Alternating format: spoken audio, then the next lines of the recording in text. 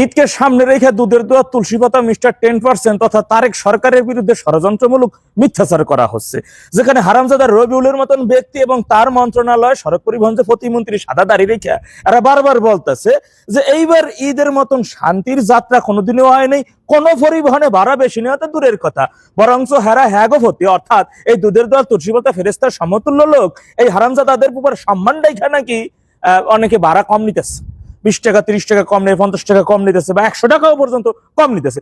এমনকি স্বয়ং পুলিশ প্রধান আর একটা খবি, সেই খবি নিজে বলতেছে 80 টাকা ভাড়া কম নিচ্ছে, যাত্রীতে এসে বলছে ওর কাছে যাত্রী এসে বলছে এই হারামজাদারে। তো যাই হোক, এখন কথা হচ্ছে কি, বিভিন্ন জায়গায় আমরা দেখতেছি, বিভিন্ন গণমাধ্যমে আসতেছে 170 টাকার ভাড়া 500 টাকা, 300 টাকার ভাড়া 600 টাকা। যাত্রী কল্যাণ সমিতি থেকে তারা বলছে এই বছর সরকার প্রায় 124 কোটি টাকা অতিরিক্ত ভাড়া আদায় করে লভ্যাংশ নিয়ে নিতেছে, লুফে নিতেছে সাধারণ মানুষের পকেট থেকে। আসলে ব্যাপারটা ওই রকমের না।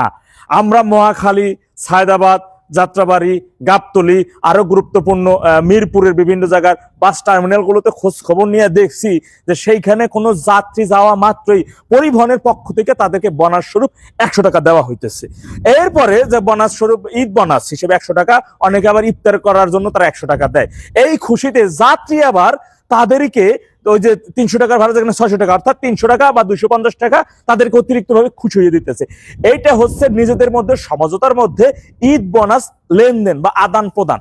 আবার অনেক জায়গায় দেখছি যাত্রা বিরতি তথা লং টাইম, যেগুলো আপনাদের জেলা আন্তঃজেলা পরিবহন যে গাড়িগুলো আছে, হ্যাঁ, যেগুলো সারা রাতে ডিউটি, তারা আবার জায়গায় বসাইয়া তাদেরকে কোরমা পোলাও, মোরগ পোলাও খাওয়াইতেছে যাত্রীদেরকে। তখন এইটা হচ্ছে কি, দেখেন নিজেদের মধ্যে একটা গিফট অ্যান্ড টেকের মতো।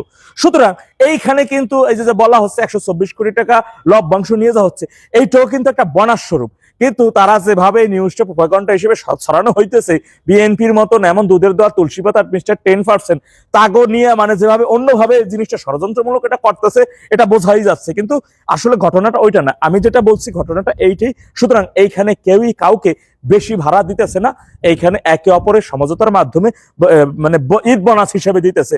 অনেকে আবার খবর পাওয়া যায়, অনেক যাত্রী বলতেছেন যে আমার তো ভাড়া নেবেই না, আমি খুশি হইয়া 180 টাকার ভাড়া 500 টাকা তার পকেটের মধ্যে ভরিয়ে দিছি, এটা হলো খুশি হইয়া দিছি। সে তা না হলে মানে নেবেই না, বিষয়টা এরকম যে নেবেই না ভাড়া, আমি জোর করে দিছি। এই ঘটনাটা শুনতেছি। শুধু ভাড়ার বিষয় নিয়ে না, একটা জায়গায় দেখলাম যে বিএনপি নেতারা শাড়ি বিতরণ, গরিব দুঃখী নারীদের মধ্যে শাড়ি, লুঙ্গি, পাঞ্জাবি এগুলো বিতরণ করতেছে।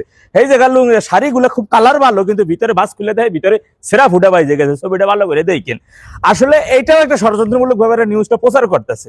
এই শাড়িগুলো বিগত দিনে গাজী গ্রুপের মতো করে যে লুটপাট করা হয়েছে, গার্মেন্টস কারখানাকে লুটপাট করার সময় অনেক শাড়ি টাইনে বিনে ছিঁড়ে যায় না, টানলে কিন্তু ছিঁড়ে যাইতেই পারে, ওগুলো তো লুট করে আনা, বুঝতে হবে তো।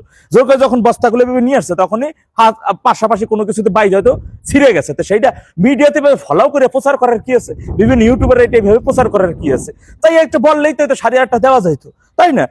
লুটের শাড়ি এমন হইতেই পারে, সেটা নিয়ে এইভাবে নেগেটিভ ভাবে প্রচারণার কিছুই করার নাই। যাই হোক, এখন দেখা গেছে যেখানে ঈদের পরে একটা ব্যবস্থা নেওয়া হবে, এটা হারামজাদা রবিউল সহ তারা বলছে 10% খাম্বা তারেকের সহ তাদের মধ্যে যে একটা 148 কোটি টাকা অতিরিক্ত ভাড়া আদায় হতে যাত্রী কল্যাণ, ওটা ওভাবে না, এটা ঈদ বোনাস হিসেবে মানে গাড়ির মারফত ভাই সরকার পাইছে। সোজা কথা, এই 160 টাকা সরকার ঈদ বোনাস যাত্রীদের থেকে পাইছে।